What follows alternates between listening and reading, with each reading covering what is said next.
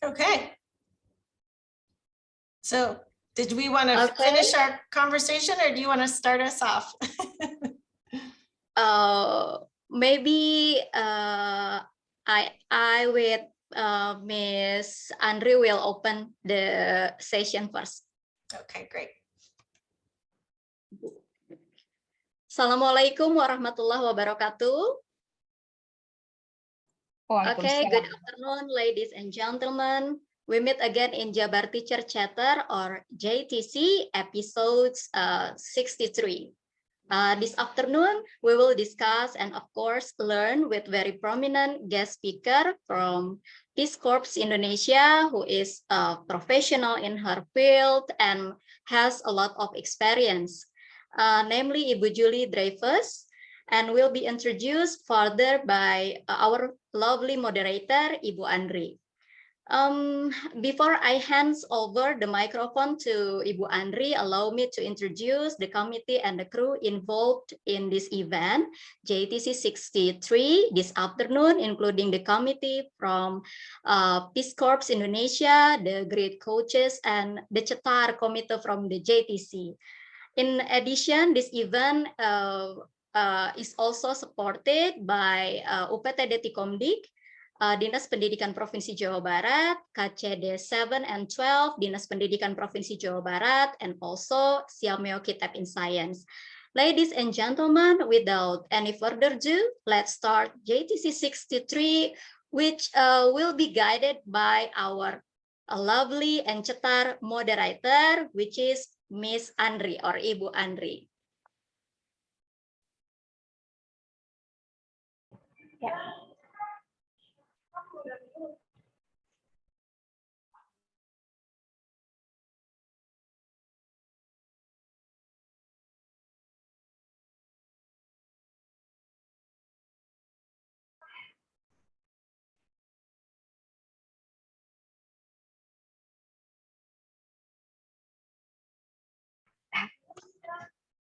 Sorry, yeah, thank you very much everybody for joining us for this JT's Jabar Teacher Chatter, episode 63rd, I think, 63 this afternoon. It's a lot, I'm really glad to meet all of you, and hopefully, I know that this is in the afternoon. If you are fasting right now, you are in probably in your lowest energy right now. You might get sleepy, but hopefully with attending this JTC, we would talk and then get you excited about this day, and hopefully you will be able to wait. It will give you time to wait until the until we break the fast later. Okay, so if I would like to introduce myself, my name is Febriandrini, and you can call me Ibu Andri. And right now I'm the moderator for this session. And today we would like to welcome you to have sorry, the session with Miss Julie Dreyfuss. If am I correct in saying the name? Yes. So Ibu Julie Dreyfuss is a wonderful teacher. Okay, I would just like I'd like to read her. Okay, this is the short short bio of Ibu Julie. Miss Julie Dreyfuss earned a degree in English with a minor in education from the University of California at Berkeley. She was subsequently awarded her high school teaching credential from the United States International University and taught briefly in California before joining the Peace Corps as an English as second language teacher in Eritrea, East Africa. She will share some pictures from her time as a Peace Corps teacher and talk about the challenges of that experience. After the Peace Corps, Miss Julie taught ESL for 4 years in a Colorado high school. Her 7th and final year of teaching was spent in South Korea, where she taught English at a private academy to kindergartners, middle and high school students and adults. Miss Julie has a master's degree in gender and development from the Institute of Development Studies, where she focused on the role of education in emergencies and wrote her thesis on vocational education as a tool of protection in ongoing emergencies. As an international research consultant, she has authored several papers on education for Save the Children, the Philanthropic Institute, and the International Rescue Committee. She is currently the Director of Management and Operations, where she supports the goals of Peace Corps Indonesia to improve teaching practices, English language acquisition for students and teachers, and community support of education across Indonesia. The session will include lots of time for questions so that the teachers can practice speaking with a native English teacher. All right, so in today's sessions, we would also be accompanied by our lovely coach, Ibu Luki Lestari, who will also conduct the discussions for this afternoon. And so, Bu Luki, I will let you to lead the session, give you to lead the sessions. Thank you very much, Ibu Andri or Teacher Andri. Hello, everyone here. I think this is very nice occasion for all of us. As Ibu Andri said, this is the lowest energy in this hour for we are fasting. And why this is a very nice occasion, nice opportunity also for all of us here in this room, because we have Ibu Julie, Miss Julie. I think this is an honorable guest speaker this afternoon, and hopefully Ibu Julie here with us will be everything for us, can also be a motivation for us to be brave to speak English, just practice although, and also not to be afraid of making mistake in speaking English, as she told us that fluency is just what you know what I mean and what and you know and I know what you say like that. Yes, please, Ibu Julie, we will not to waste our time. Ibu Julie, floor is yours. Thank you, everybody. Thank you for inviting me to this great event. As I was saying before, I really admire you for trying to learn English and trying to speak English and trying to practice English. As a person who's tried to learn other languages, I know that it's very difficult. And so I really appreciate you being here, even during this time of day when lots of people are fasting. So you can sit back and relax, and I will try to be entertaining and try to keep you awake. I really encourage you to ask questions, feel comfortable, and just know that if you ask me something in English, it's probably better than my Indonesian. So feel comfortable to participate in English. That's why we're here. Yeah, so without further ado, do we want to start with the PowerPoint, or do we want to start with any questions before I get started?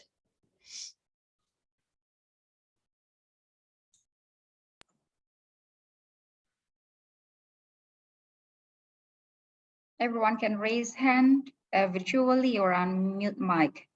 Is it possible for them? Hi, everybody. Hi, Ibu Julie. Miss Luki. Hello. Andri. Hi. Hi. Okay. The speaker is not yeah? yellow line. Ibu Teti, right? Right. Hi, Ibu Julie. Nice to see you again here. Nice I am one of counterpart. Yeah, I have the volunteer named Emma, and then until now we have a good connection with her, of course.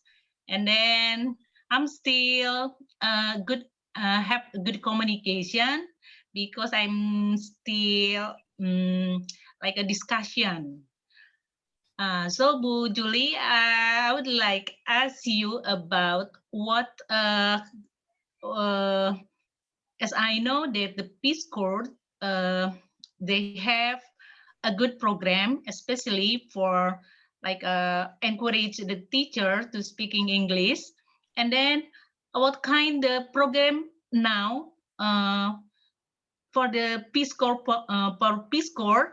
What the kind of program do you have for encourage the teacher right now?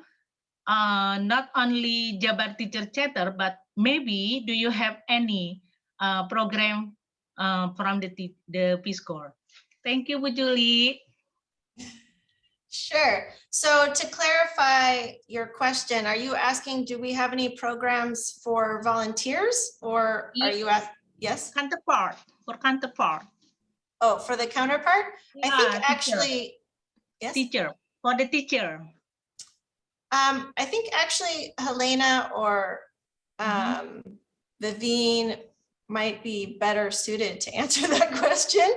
I'm on the operations side of things, so I think that they would have a more detailed answer. I don't know, Helena or Vivine, do you want to list the programs that we're working on right now? Okay. Thank you, Bu Julie. Yes, Ibu Teti, let me on my camera.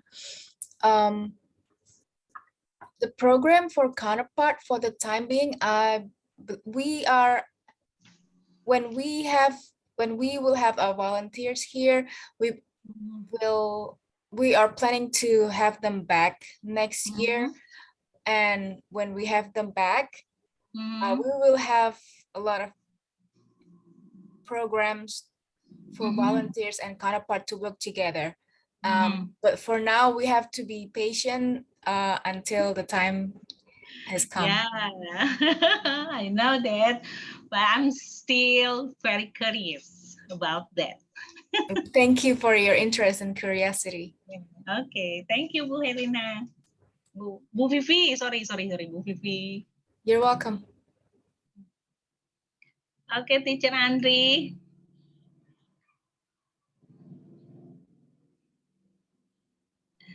Okay, so probably you can start the presentation, Miss Julie. Yes.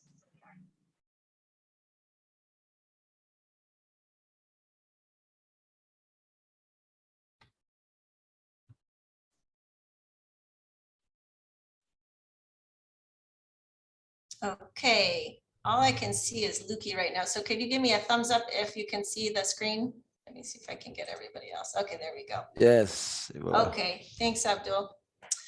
Okay, so as was mentioned, I was a Peace Corps volunteer about 20 some odd years ago in the 90s, and I was in Eritrea in East Africa. It's a small country next to Ethiopia and Sudan, or kind of in between Ethiopia and Sudan, and it's marked on the map there. I was an English teacher and also a teacher trainer. So what I'd like to do is share a little bit about my experience as a Peace Corps volunteer, and then also some things I learned as a teacher throughout my life. Next slide, please. So here I am. There's an arrow there. A long time ago when I was 26, if you're trying to do the math now, I'm over 50. I'm almost 52. So this was a long time ago. This is a picture of other Peace Corps trainees that I volunteered with, and some of the staff that taught me during PST or pre-service training. Things have not changed that much in 25 years. We still have PST or pre-service training for a group of trainees. It usually lasts 2 or 2.5 months. where we learn about the country, we learn about the language, we learn about teaching or whatever our skills were. We were all teachers. Some of us were science teachers. Some of us were English teachers. Some of us were math teachers. I was an English teacher. Next slide, please. As a little background, this is my host family, or some of my host family. I lived with a family of 7. My host father and my host sister, and then this little one and his little brother were some of my favorite siblings. I lived with a host family during pre-service training, but I lived independently when I was a volunteer. That's a little bit different than we do it in Indonesia. Each Peace Corps post has its own way, depending on the culture and the circumstance, for how volunteers live. But I want to tell you that a host family is a very important part of a volunteer's life, and it's where they practice language and culture and learn a lot from them. So they are still very dear to me, and I think about them all the time. Next slide. I wanted to give you some context. This is the street I lived on, and these are some of the kids. Every time I went walking, I always seemed to have a crowd of people who wanted to come and talk to me. So this is just one of those examples. I think we were playing with a ball there, but the kids, kids are great ambassadors, right? They don't have any fear. They just come and talk to you, and it's a great way to learn a language, is to talk to a kid. Okay, next slide. This is my water supply. So I used to buy water that was filled up in these, we call jerry cans, these plastic containers. And these kids, actually that one, the older one is one of my students. Part of their job would be to go and get the water from the well, and then they would deliver it by donkey. And we would put it in a big barrel and use a dipper. And so that would become our drinking water, our washing water, our cooking water. All of that was delivered by donkey. Okay, next slide. This was my bathroom. Very, very sophisticated. Very fancy bathroom. Eventually, I did get a roof and some walls, so it became a little bit more private, but that was the bathroom. Next slide, please.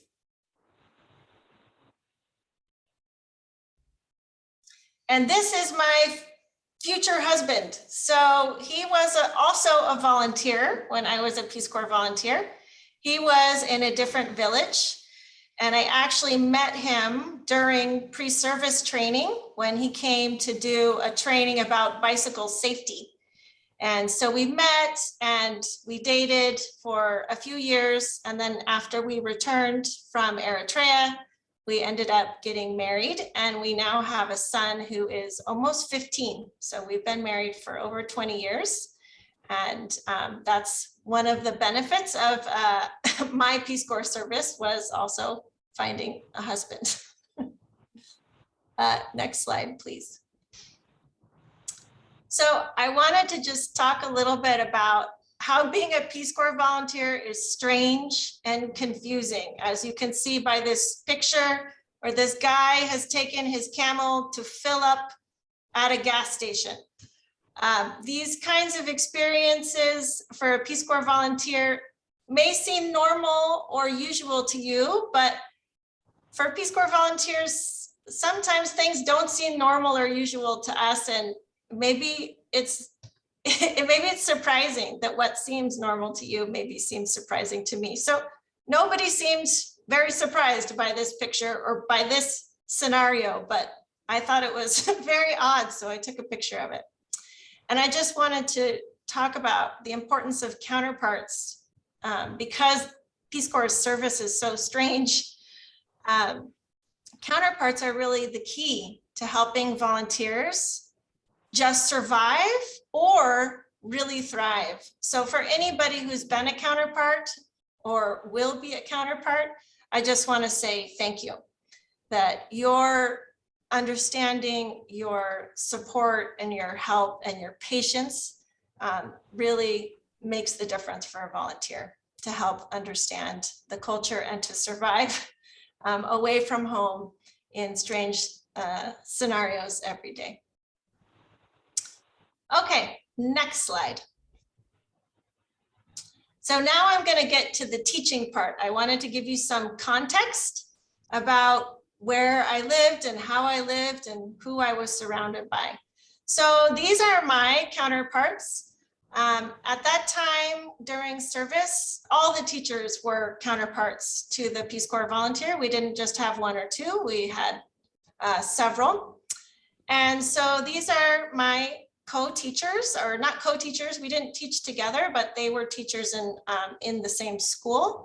And this was our staff room behind them. And you can see we had a little desk there. We could sit outside and have tea. And so I'm going to give you 5 tips that I have learned over my 7 years of teaching and 50 years of life.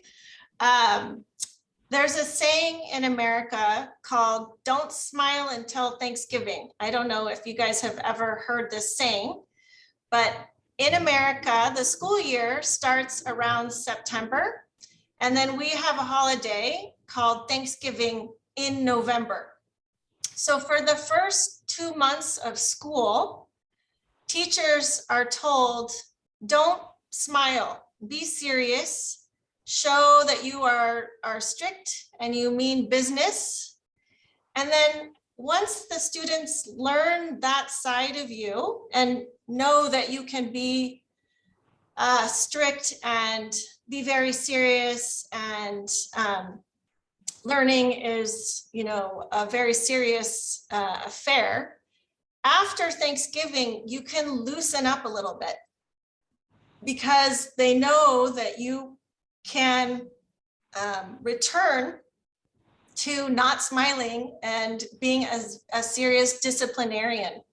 So what I learned was to be 2 teachers and to use both types of teaching depending on the class. So if the class was being rowdy and, you know, they weren't paying attention, I could pull out my pre-Thanksgiving teacher Julie and be very serious, and they would remember quickly, oh, I remember this teacher Julie, this version of teacher Julie was very serious and didn't take any, you know, business. And then I could also have a little more fun because they knew that there was a part of me that could switch back quickly and get them into gear. So it allowed me to have a little bit more fun with the students. It allowed me to get to let them be loud and let them be a little silly and let them have a little fun learning, because, you know, learning is, you learn more if you're relaxed and having fun. If you're very serious and scared, it's hard to learn. So I think as a teacher, it's really good to have both modes, to be the serious teacher and also the fun, creative teacher, and to switch back and forth. And the reason why I learned this is because one of these counterparts, the one in the black and white shirt, I made the mistake of starting out the school year as fun Julie. And by the end of the first month, the students thought I wasn't very serious and I couldn't bring them back. So I asked for one of my counterparts to help me. And he came into the classroom and actually gave them a very serious talking to and was very serious with them. And so that allowed me to restart. And what I learned from that experience, the second year I was teaching, was the don't smile until Thanksgiving rule, which is be serious at first, and then that will allow you to actually have more fun later on. So that's tip number 1, is don't smile until Thanksgiving And I want to thank my counterpart for that. Yeah, go ahead. Tip number 2. So these are my 8th grade students, and you can see the library behind them, and also the tea shop in the way back. I taught 8th grade and 6th grade, and I taught English. And my second tip is to take it outside. Sometimes students get tired, so do teachers, of sitting at their desk and learning kind of the same thing, the same way. And so I have found that if I can take my class out every once in a while and learn something in a different environment, or just stand up and move around a little bit, you can still learn. It's stimulating. It gets them kind of out of the boredom. You know, sometimes in the middle of the term or the semester, you know, you hit a low, and you don't have to go outside all day. You could just go outside for a short period of time.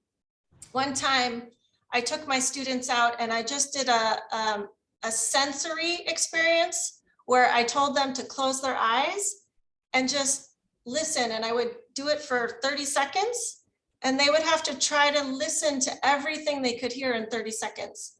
And then I told them, close your ears and just look. And then they would have to see all the things that they could see for 30 seconds. And then I told them to close both and just smell, and try to smell everything that you can smell. And then last, to just feel. What does the air feel like? Is it hot? Is it cool? Is there a breeze? How do you feel? How are you feeling? It doesn't take very long, but it shifts them in their mind. It wakens up their mind. It wakes up your mind. And so just by changing the environment a little bit for a little time, you can really spark some enthusiasm and wake your students up and wake yourself up also, in case you're feeling sleepy while you're teaching. You can also take yourself outside. So that's tip number 2.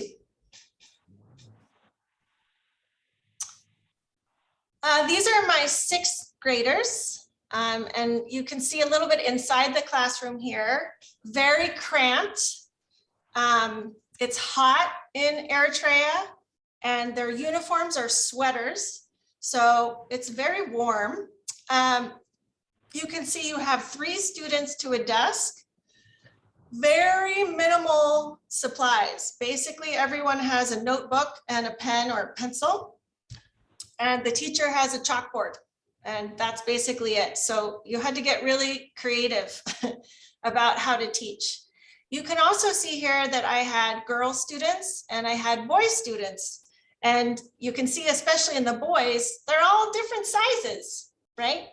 So what I wanted to talk about with this tip is that all learners are different. So is good teaching. Some people learn by listening. Some people learn by doing.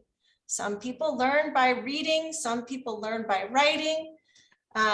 There's lots of different learning modes, and you probably already know this. So I think it's important, 2 things is, 1, what is your mode? How do you learn? Because if you know how you learn, you can be aware that when you're writing your lesson plan, you should try to teach. You should be aware that you are teaching in a way that is not always your learning mode. So if you learn by listening, you are probably teaching by talking, by the thing that you're comfortable learning.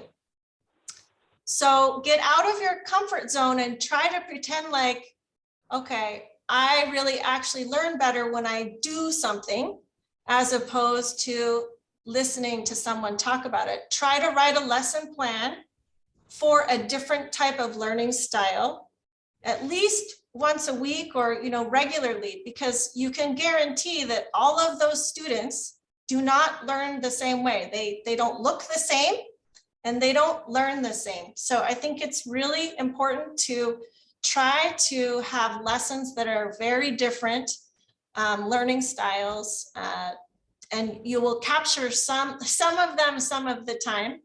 And I also think it's important to talk to your students about this idea that they have a dominant learning style and they should know what that is. And then they can compensate so that when they're learning, if their style is not the same style that you're using that day, that's okay.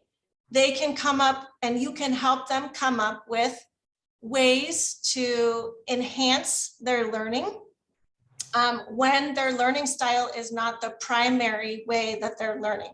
So it's just really a great idea to think about yourself, think about the students, and then try to have different learning styles or teaching styles. Okay, tip number 4. So, in my second year of teaching, you can see me way in the back there. In my second year of teaching, they decided to build onto the school. And so 2 schools got combined into 1 school.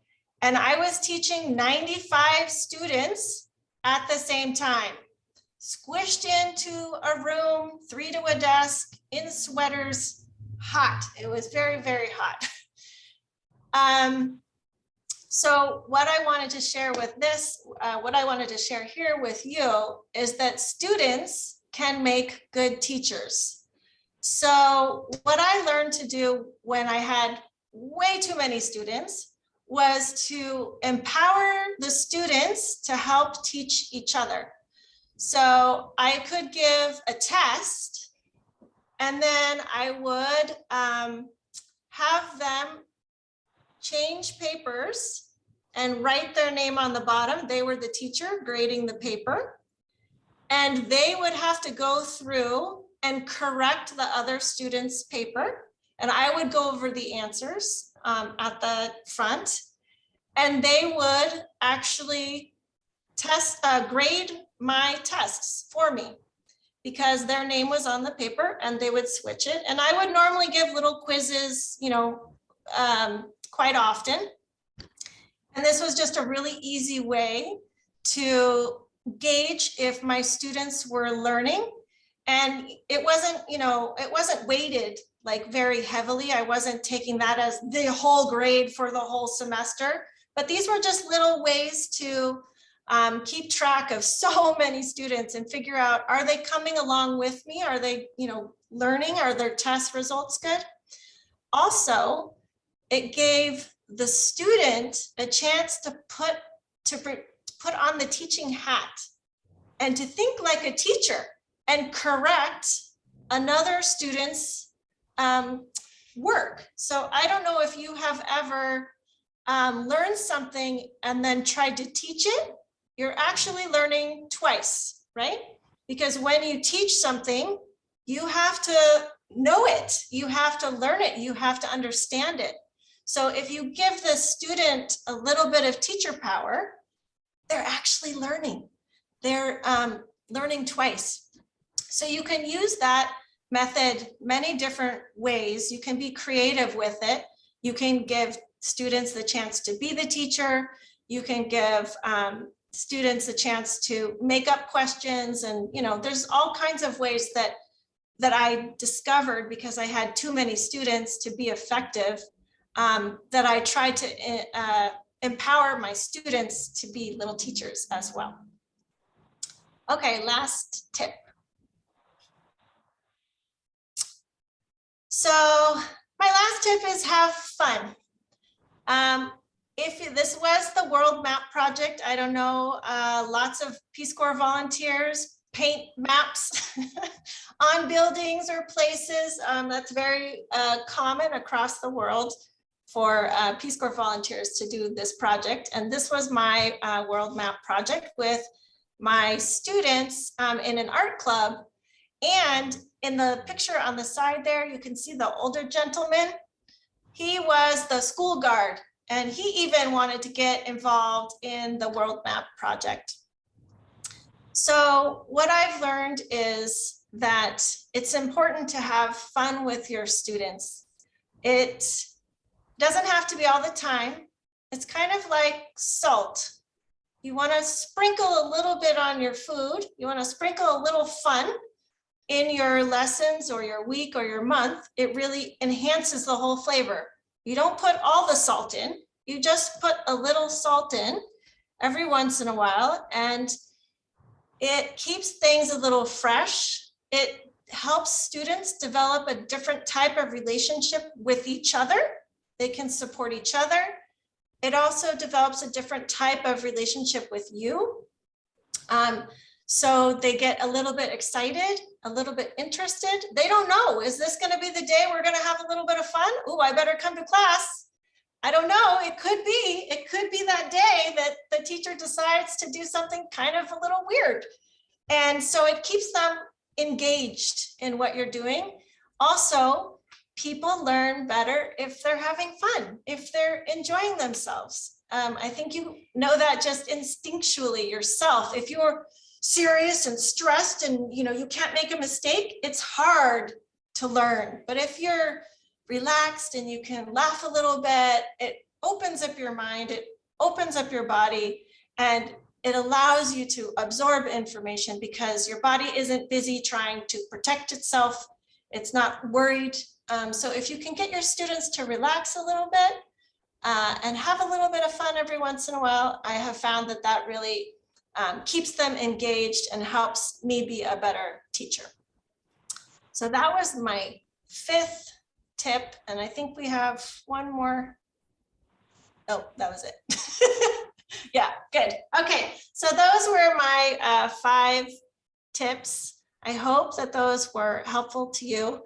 You probably, since you've been teaching for a while, many of you have used many of those things, but I hope that sometimes I know as a teacher, you do something wonderful and then you're like, wow, that's wonderful. I'll remember that forever. And then you forget next year, like that you had a really great idea. So I think it's great to review and help each other to think of good ideas, and just to share when you've had a success with your students. I encourage you to share that with each other and to have a little bit of fun. So hopefully that was helpful and you were able to stay awake and it was a little bit interesting for you. So I'm going to stop talking for a minute and see if anybody has any questions.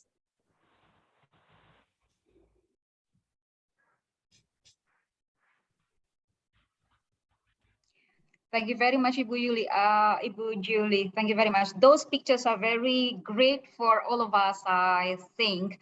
And each of the pictures inspire questions, idea, can also be others. For myself, I think first, let me also invite friends in this room first, who wants to share, who wants to ask questions, who wants to be motivated, who wants to try to be brave and practice their English. Ibu Hani is already raising her hand. Please, Ibu Hani. Hello, good afternoon. Hello. Please introduce yourself first, Ibu Hani. Okay. Thank you, Miss Julie, about your experience. I would like to share my experience. I am teaching Japanese in high school, but last month I was apa pembimbing tuh Bu Laki, guide. Ibu, a supervisor? Yes, like guided that. Teacher for a certain program, yeah. Yes, like that. For a group of students in science program, but we do the science program in the beach. So we really take the outside learning really outside in the beach. We go to the beach and they conduct us research about turtle. So this is me, a Japanese teacher. I don't know anything about turtle, but I have to read a journal about turtle before we go to the beach. So the student can conduct the research. The student can ask the jagawana, I mean, the forest guide, the forest police about turtle in Pantai Sindangkerta, Cipatujah, Tasikmalaya. So this is a very powerful experience for me because we have to research in the beach, and late at night we were following the turtle that laying eggs at 10 p.m. at night. So the students really have a wonderful experience when they are learning outside. We have researched this opportunity every year. This year is a beach. Next year we will going to the mountains, I think. That's mountain. Mountain, yes. Mountain. We will camping. Mountain, okay. Mountain. We will camping and research about anything in the mountain, like trees, insects, birds, water, etc. That's my experience. Thank you very much. Thank you. What a wonderful experience. Yep, you're already on the tips and very clear. I could totally understand your English. So thank you for being the brave one to go first. I'm looking forward to hearing other people's experiences and welcome all of your ideas. And if you have tips you want to share too, that's great. Thank you. Yeah, that's great. Not to hesitate, everyone's here, like Ibu Hani. Ibu Hani, a big questions I think we also want to know from you. Did you say just now you teach Japanese, right? Yes. Japanese. I teach Japanese. Did you also speak your Japanese when you were with your students at that time in the beach? No, because a foreign language teacher, right? Japanese is foreign language in our country. Yes. Mm-hmm. Yes, but this program, my pelajaran yang saya ampu itu nggak ada kolaborasinya. We have no collaboration with other. The lesson you are teaching does have relation with the program? Yes. Because the program is a collaboration between biology, physics, sociology, and what else? Geography, Okay. And what else? Economy. Okay, thank you very much. Japanese is not. Okay. And I think also ask Ibu Julie, from your point of view, I think from what Ibu Hani just told us about her experience, what do you think about the relation between Japanese as Indonesian language, foreign language, and the subjects or the lessons Ibu Hani mentions just now? Do you think it has relation or others? Yes, I think you can do anything when you're teaching a second language or a foreign language, right? Everything can be a topic of language. And even if you aren't speaking the whole time, if you are doing a little bit of prep work and teaching, a couple of vocabulary words, the brain, I think, can only absorb 7 new vocabulary words a day. So even if, you learned how to say turtle and beach and, just a few words, and you could put that in the lesson, yeah, I think that's awesome. And I'm sure even if you didn't do it at the time, you can follow up with it later and talk about that in Japanese. and use that, especially because that was such a special experience. The wonderful thing about going outside is you can use it over and over again. You can refer to it over and over again. You don't have to go back outside. You can just refer to the experience, and that will stimulate their minds. So what a wonderful example. Thank you, Ibu Hani, for sharing that.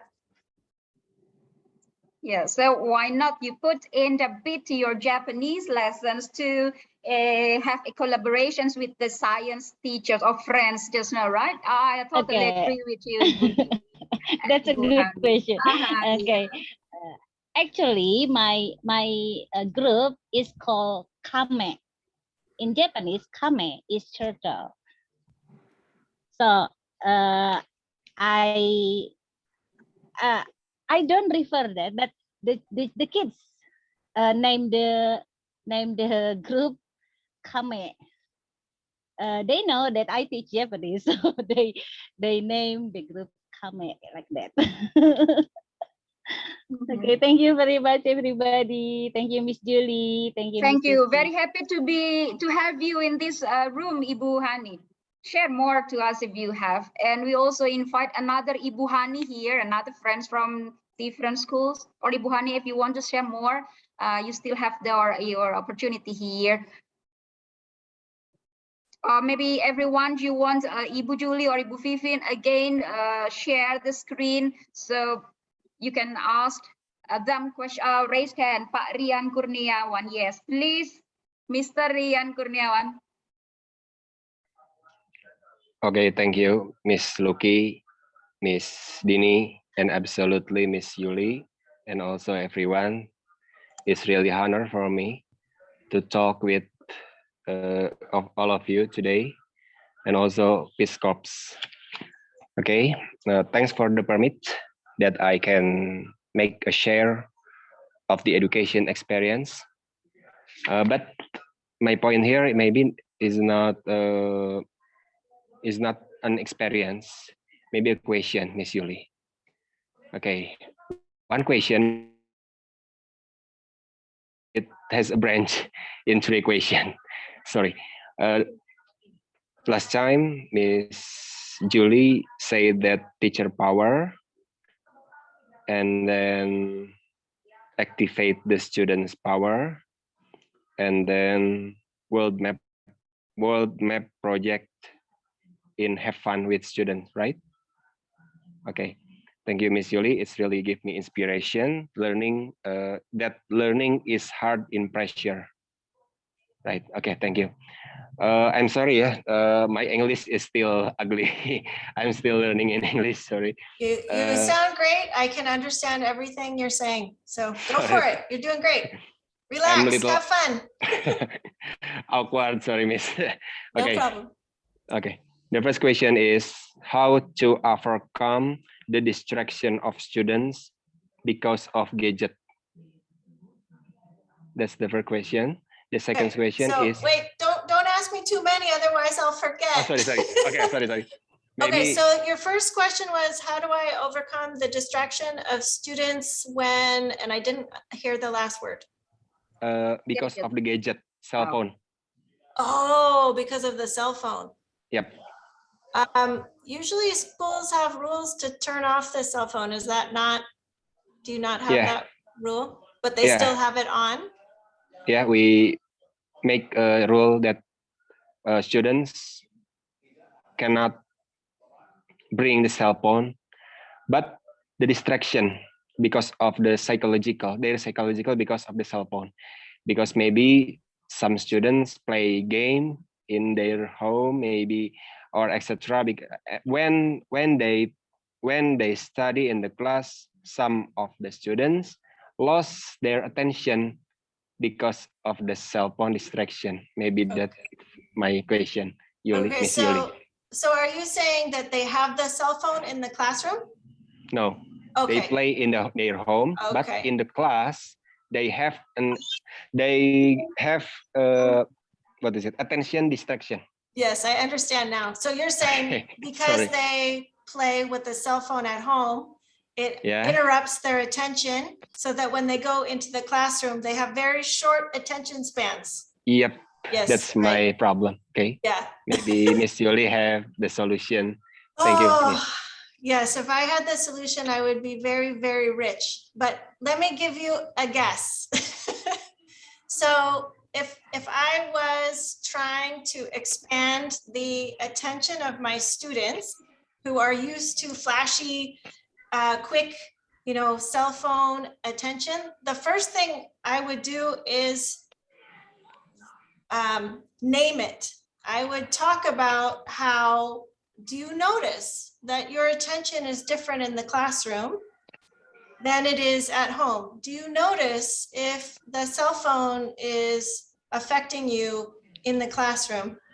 Because students are smart, people are smart. They can self-correct if they are made aware of the problem. So empower your students. This isn't your job. It's their job to pay attention. So you want to help them develop tools and identify that this isn't only a problem in school for them, but this is going to be a problem in work. Maybe this is a problem with building relationships. You can have a conversation with them about it. They're smart. They will know about that. And empower them to do their own problem solving. You don't have to solve the problem for them. Also, one answer isn't probably going to work for every single student. Okay.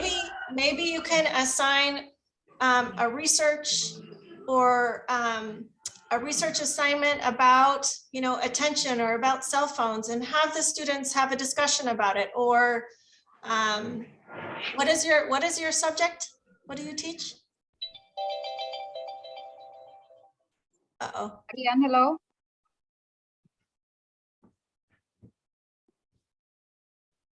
A misconnection with him. Oh no, does anyone know what Ryan teaches? Oh, here. Okay. Ryan, Okay, sorry.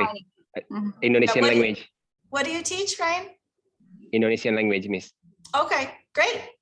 So language, you can learn anything, right? So give them an assignment that they can do a presentation in Indonesian language or use Indonesian language to learn about cell phones. What do Indonesians think about this? Is this a problem for adults as well as students? It's a very rich topic to talk about, and especially for students, if you can hit something that they're interested in, that is in their life right now, then that's the most interesting, right? When you want to start the learning process from where the student is and take them across the bridge to where they need to go. But you need to start with, what are they interested in now? So this is a really great topic for you to explore. I can imagine a million different ways that you can teach Indonesian by talking about this really important topic with the students, and let them have a little power. Let them be the teachers. They can stand up and tell the other students what they learned or tips they've learned to extend their attention span. But I think the first step as a teacher is to name it, to name the problem, identify the problem, and give the students the power to solve their problem, because that's really what learning is. That's really what teaching is. Teaching is teaching someone else how to teach themselves, right? Because you're not going to always be there. So if you can teach a student to empower themselves and to teach themselves, that's the best thing you can ever teach a student. So thank you for that question. That's a fantastic problem to have. Thank you for the answer, Miss Julie. Introduce yourself, Pak Rian. Sorry, Miss Lucky, You sorry. haven't introduced yourself, so that's why Ibu Julie also asked, what are you teaching? And Okay, sorry. Please introduce yourself shortly.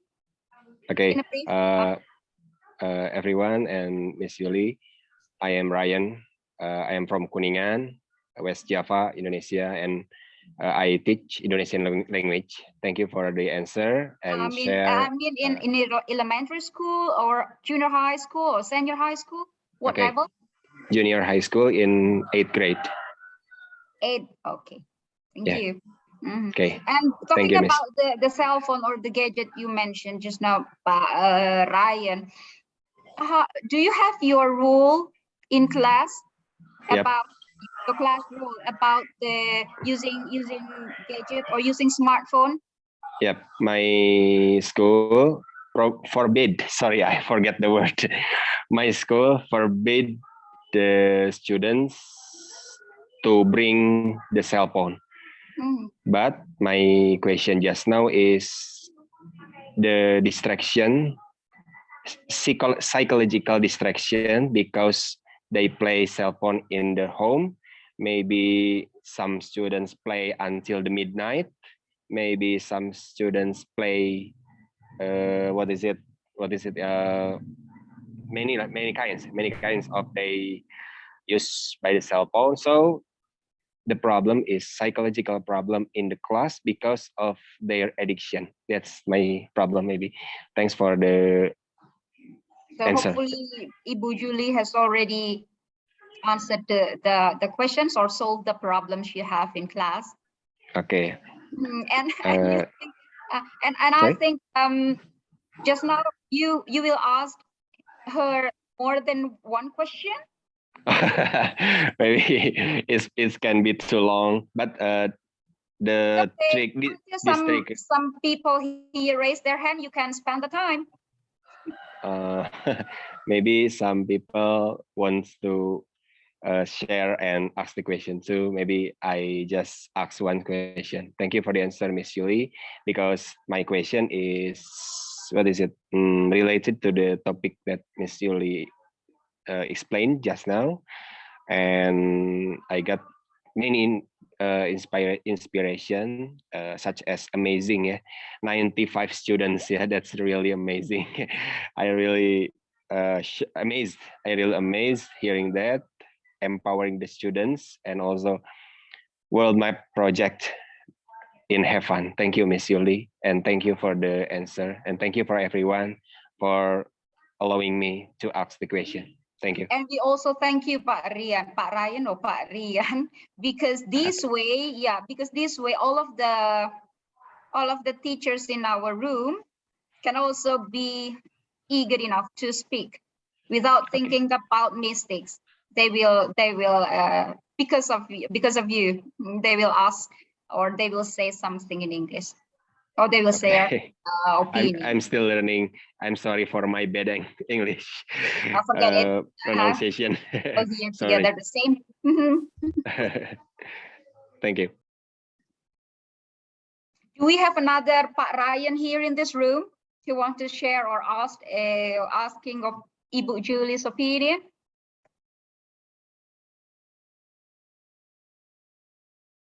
While waiting for another questions or another idea, I think the first time from the first picture, Ibu Julie, the first time you saw the conditions of your country visited as a volunteer there, what did first came to your mind?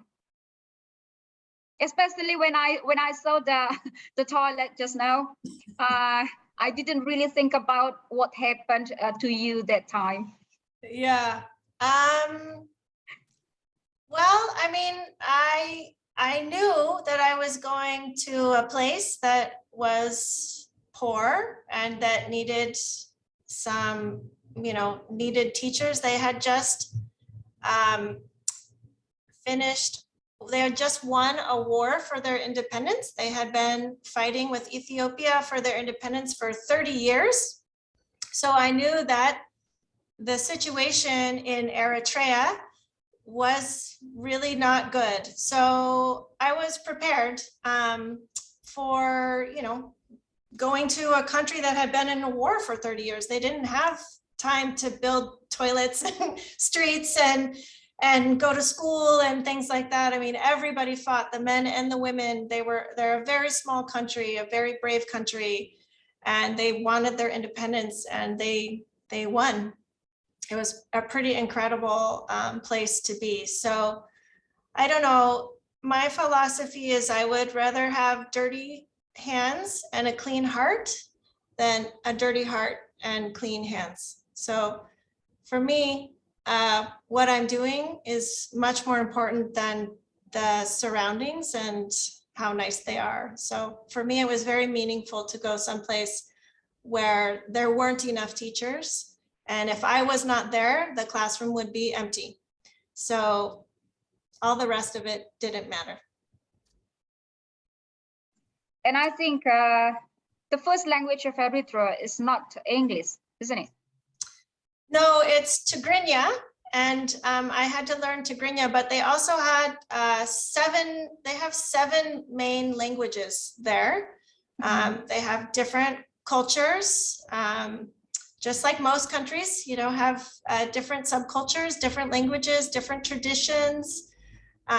So it was a Muslim and Christian country. Everyone was very respectful of each other. My host family was Muslim. And yeah, it was just an incredible time. But I did learn Tigrinya. That was the language that I was taught and that I had to communicate in. But I taught in English. And so my students were learning English. So I spent a lot of time speaking English very slowly. So what do you think? How did you deliver your language at your lesson? Sorry, in the class. Yeah. You spoke in English totally or with the Eritrean?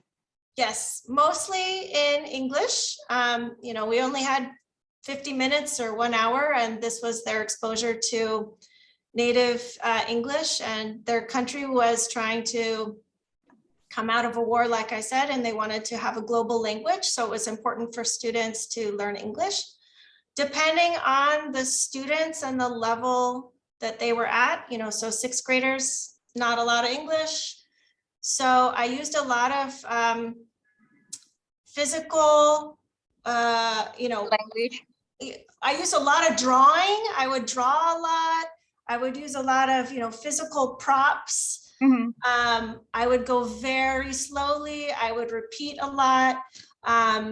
We would sing. There was, there's a theory that if you learn by singing, you learn really quickly. So we would always have a song at the beginning of class. Something like, how do you like the weather? The weather, the weather. How do you like the weather? The weather today. It's hot today. It's hot today. So that is actually a song I taught 25 years ago, and I still remember it because it's in song form. And so the students could do that as well. And you can help them learn things by singing. Even if you're a terrible singer, it doesn't matter. Maybe it even gives the students a little bit more, they're not so shy. If you're bad at singing, it makes them more comfortable to sing. I imagine the first impressions of your students at that time, they did not speak English quite a lot. And then you said, how's the weather in a song? Let us know that their impression. Just they enjoy this the song and singing together with you without knowing the meaning or what? Well, I would teach them the meaning. We would talk about the meaning. They had a little bit of English in elementary school, and students who were better at Tigrinya and English could help translate. So like I said, use your students as teachers. So that empowers. If you have a student that's really good at translating, or you can use them. That gives them some power and some feeling good about, and even if they're not the best student, you can share that around the classroom. Allow other people who aren't the best, just let them know you don't have to be perfect. You don't have to be the best to be a teacher. You can just be enthusiastic, you can care, and you can learn, and that's okay. You don't, that's okay. You can empower your students to make mistakes, make it a safe space. You can make mistakes too. If you're learning a language and you're not good at it, maybe one of your students is, why don't you be vulnerable and make a mistake and show them how to respond when you make a mistake. Don't beat yourself up, you just be like, that was really funny. Or you can give them some tools about, maybe what you want to do is stall for a little bit of time when you don't know the words. So come up with a couple of phrases in the foreign language that you can fill in while your brain is thinking. And you can just learn those phrases, and it gives your brain a little bit of more time to find the word, or you get really good at using other words to explain the word you don't know. So part of learning a language is being creative to find the other words you don't know, the other words you know, to explain the one gap that you have. So it's really just about making a comfortable space. Actually, that's one of my favorite tips, and I didn't share it, but I really believe that one of the best things you can do as a teacher is to create an environment where learning can occur. So what is the environment of your classroom? Both physically, but also emotionally. Is it a safe place? Do you make mistakes? Do you not know what you say something wrong? How do you react? When a student makes mistakes, how do you react? They're all picking up on this. So if you have a class where people are clammed up and they're not talking, think about the environment. What can you do to either change the tables and the chairs, or start the class with a song, or have everybody stand up? Maybe you change the environment a little bit. It gets them out of their stuck, scared feeling. Or maybe it's you. Maybe you just need to be honest and have somebody come and watch you, or film yourself and say, oh gosh, I'm so hard on my students when they make a mistake. I don't want that. I want them to make mistakes. That's how you learn. The best way to learn a language is to mess up, because when you make that funny statement that's, like you meant to say chicken and you said Tuesday and everybody laughs, you will remember chicken forever. So encourage mistakes, make them yourself, make them fun, make them part of the lesson. See how many mistakes someone can make in a sentence, and give them an award for the person who makes the most mistakes in 30 seconds. Because all your students will be counting, oh, that was a mistake, that was a mistake, that was a mistake. And give them the space to intentionally mess up, and then reward that so they're comfortable, because so much of learning language is speaking it and saying it wrong and then going on anyway. So there's just so many ways. So that, to me, that's the most important thing, is really looking at your environment. Is the environment you've created one that encourages learning? And there's so many little things you can do to change the environment, either physically or mentally or emotionally, to make it a space where people really, really, really learn. And I guess you are also ready with the gifts or rewards to students who as our appreciation to them. Yeah, but it could be something as easy as you can leave class a minute early before everyone else. Did you also give the rewards or give to the students who make more mistakes? Yeah, I mean, it doesn't have to be a big reward. You can just have everybody applaud. Yeah, like, because you're number one, right? It doesn't have to be, yeah. Some students with more mistakes also inspire, encourage the friends to be brave in class. Yes, so maybe the environment is bravery is rewarded. Perfection, don't really care. That's whatever, that will come later. But I want brave students. I want students that will say the wrong thing out loud proudly. That's what I want from my students. Those who will just try. And then it's so much more fun, and you have more fun and they have more fun, and it just, learning should be fun. Okay, Miss, it's not about right or wrong, right? Yeah. Yes, it's not about right or wrong. Yeah. Okay, thank you. Let us see, no one raised hand. Bapak Ibu who wants to have more? Can I?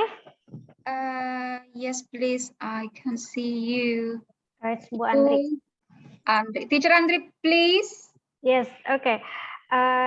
Miss Julie, I would like to ask, I see that you teach grade 8, so it's like in early adolescence, they're in early adolescent stage, right? So is it different because they're actually the middle school, I teach middle school right now, and I feel that they are like in between. They're not children, but not teenagers as well. So how do you differ to teach them? And also, how do you overcome students who are reluctant in speaking English because it's not a here in Indonesia it's a second language.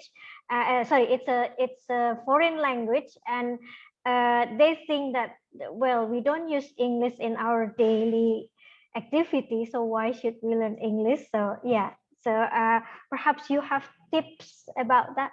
Thank you. Sure. Yeah. Great questions. So 2 questions. One, the first one is really about individual learners, and especially middle school. And you're right. I think that the middle school brain is a special brain. So is a high school brain. So is an elementary school. So I think you've probably done some reading and some research about the development of the student's brain and how they haven't really developed their prefrontal cortex, this area up here that helps them make good decisions. That comes last. So, you know, they're not very able to maybe moderate their behavior or make good choices. And so, you know, again, help the student be aware of themselves, help them understand themselves as learners. So if you have research about middle school brains and how middle schoolers learn and what they're worried about and what they're doing, share that. They're not too young to know what their brains are doing, or assign that to them, or, you know, have them have a discussion with each other about it. Or, you know, if you're trying to teach them English, maybe have them decide which 7 words they want to learn about this topic in English. And then they can just, you know, use those words that interest them the most. And then you as a teacher can see which words are coming up, which words are interesting to them about this topic, about them learning, and about them learning about their own learning styles. Like I said before with my 6th graders, you know, every learner is different. So not only are there age differences, but there are learning style differences. So if you can help them learn, are they kinesthetic learners? Do they need to move around to learn something? You know, is it better for them to walk or stand up or stand on one leg while they're learning? Have them experiment, you know, teach a lesson that's kinesthetic where people are moving, and then teach a lesson that's just listening, and then teach a lesson where they're just seeing stuff, teach a lesson where they're just writing, and have them observe themselves. Which one felt the easiest? Which one felt the hardest? And so you're empowering the student to be the teacher. And as a teacher, I think you put so much pressure on yourself that you are supposed to be somehow miraculously imparting information. And I don't think that really is the job of the teacher. I think the job of the teacher is to help each learner learn their own style of learning, so that no matter who teaches them, no matter what they do in their life, they know how to learn in any situation, because they know their strengths, they know their weaknesses, and they know the tools that they can use to offset their weaknesses. So if you can differentiate, just remember that each person is different. You're not going to come up with a lesson that everybody loves, because each person learns differently. So if they all know that, you can say, some of you are going to love this lesson, and some of you, this is not your learning style, but that's okay, because on Wednesday, I'm going to do your learning style.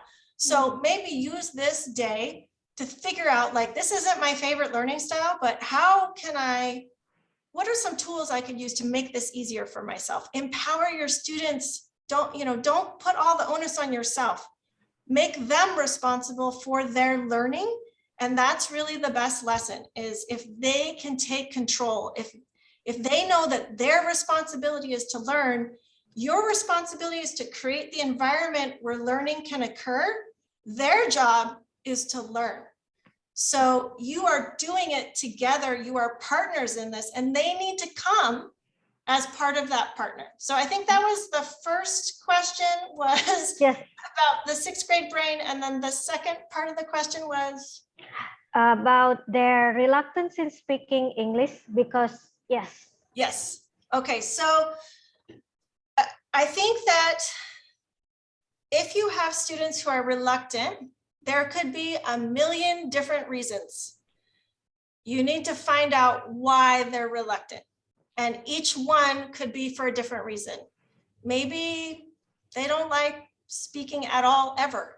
And, you know, it's not your class, it's not English, it's just, that's not their mode. So that's okay.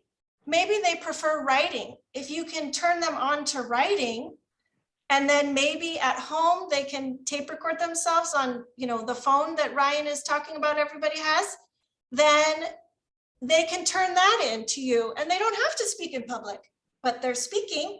So they can just do it at home, and you can listen to it later in private. Not everybody likes to speak in front of everybody else. Okay.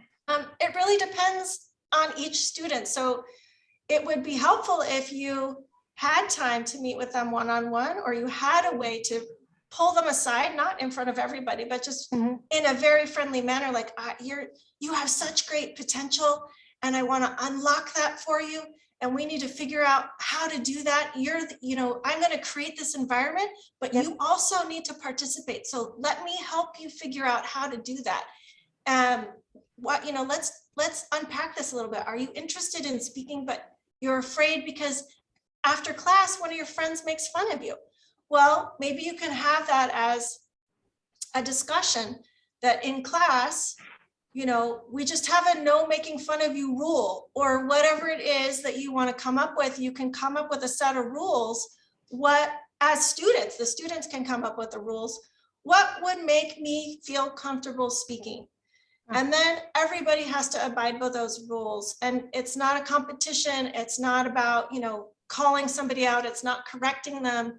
It's, you know, something that they come up with that you don't even have to come up with. They should come up with it. They're in their own learning space. So give them the power to, in the space, in the environment where they can really come up with some solutions to their own problems. You don't have to find the problems. You have to create the environment where they solve their problems. Okay. Thank you very much, Miss Julie. It's very inspiring. Thank you. I'll give back to Miss Luki. It's 5 minutes to. Yeah. last Unfortunately, point. we'll be to for 6 minutes. 5 o'clock. Will it be stopped at 5 o'clock? Are you sure? We don't want to be. No, we can add about 10 minutes. It's okay. So probably about the 15 more minutes. It's okay. Actually, I think we don't want to be apart from Ibu Julie. And Yeah. That's all the time. I wish we could do this all day. And I really hope, I wish actually, especially language teachers are here with us, and they know how to deliver the lesson in class and so on. So not only English, but also we have also actually Japanese teacher and Bahasa Indonesia teacher. But how about it? We have only 5 minutes left, Ibu Andri. Yep. We are waiting for 1 or 2 more hands raising here. The survey is not available. Wait, what survey? Oh, Oh, okay. Ibu Hani, what survey is not available? No, Ibu Hani, it's I think yeah. Survey in after itu. Okay. Oh yeah. Okay. Bu Hani, I can open it from my computer here. Probably it's the signal in your place. Perhaps you just can copy from the chat and then you can access that later. Okay. Yep. Thank you very much for responding us, Ibu Hani. Just copy and paste and save first, then you can access later after. 4 minutes left. Kalau kayak gitu terus nggak punya pacar dong nanti, Rip. Yes. Do you recognize and know the meaning, Ibu Julie? The Oh, sounds sorry, just what? now? I'm sorry, I couldn't hear you. What? Do you recognize the sounds just now in Bahasa? It was a little hard to hear because it's on a phone, but before I got evacuated, I was pretty good in Indonesian, and then I spent a year in the States and I forgot it all. So it means that without practice a lot, I think that's a bit impossible to speak fluently or breathe enough, right? Because we have also, I think, fossilized in our brain. So nothing, we have something, but we don't use this. Yes, that's true. You have to use it or you lose it. That's what they say, just like a muscle, right? The language is the same way. So, yep, I stopped using it in America and then it went away. Yes, of course. Oh, so that's why I just love everybody here that's, you know, trying. It's just so inspiring that you're doing this. So I'm just really amazed by all of you. I think Ibu Andri, we have 2 minutes left. And how about if we ask Ibu Julie for the suggestions or a quote motivation for all of us here? Yes, sure. Yeah. Yeah, Absolutely. please. Ibu Julie. You want me to motivate you? So I think that what I've learned about being a teacher is really that I am not the one that can motivate you. I just want to create a space where you feel safe, where you feel encouraged, where you feel inspired, where you feel interested, where you feel cared for. That is the gift, I think, of the teacher. It doesn't matter what the content is. It doesn't matter if you're perfect at it. What matters is that you are present for the student and you create an environment where the students can be powerful.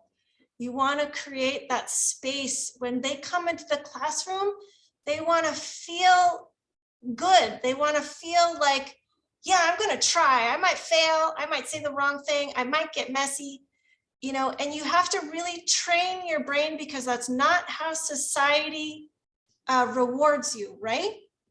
They want to push you into being something that's perfect or says all the right things, but that's really old school. That's old learning. That's not even practical in everyday life. That's not a very nice life. What you want is a life where you can be alive, where you can make mistakes, where you can learn. That's the best classroom. If you have students messing up all the time, that's fantastic. If you give a test and a student gets a D and you let them take it over and over and over again until they get a better score, that's fantastic. They've just taken that test 4 different times because the final grade is not final until they stop trying.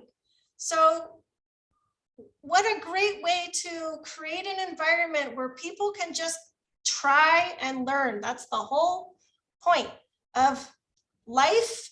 And that's what you're doing as a teacher. You're not teaching them a subject because they're going to forget 99% of the facts of math and science and language and whatever. What they're going to remember is the feeling that you gave them about learning.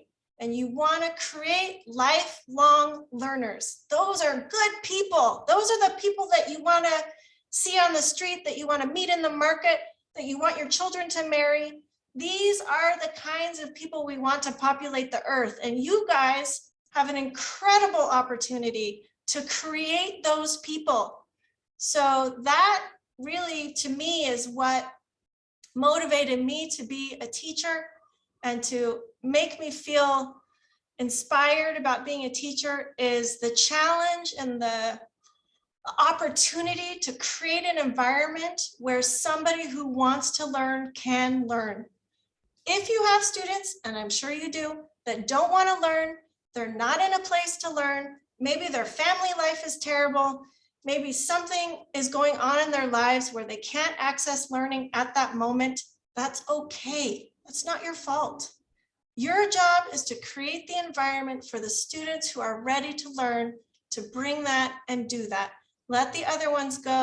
It's okay, you can't be perfect. And you don't want to model perfection. You want to model excitement, interest, and one day when those environments get better, they will come online and they will remember, I remember this teacher who was so excited. I wasn't in a very good place to learn, but I remember how excited she was to learn and to teach.